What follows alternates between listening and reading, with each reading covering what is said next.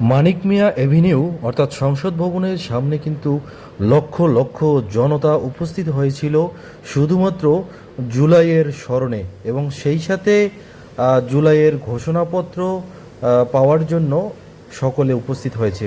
কিন্তু আহ, সেখানে আমরা জানতে পারি অসংখ্য রাজনৈতিক ব্যক্তিত্ব যারা জুলাইয়ের এই ঘোষণাপত্র আসলে একটা জাতির সাথে তামাশা হিসেবে তারা গ্রহণ করেছে। আসলে এটা কোনো ঘোষণাপত্র হয়নি, কারণ এখানে কোনো নির্দিষ্ট কোনো তারিখ উল্লেখ নেই যে কয় তারিখ থেকে বাস্তবায়ন হবে, এটার কোনোই উল্লেখ নেই। এটা একটা অপ্রত্যাশিত ছিল। অনেকেই আবার এটাকে স্বাগত জানিয়েছে।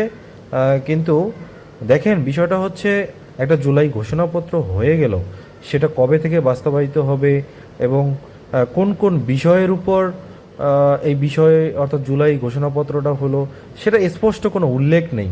তাহলে আপনি কি এই জুলাইয়ের ঘোষণাপত্রটাতে একমত হবেন? আপনি কতটুকু প্রত্যাশা পূরণ করতে পারছেন গত এক বছরে?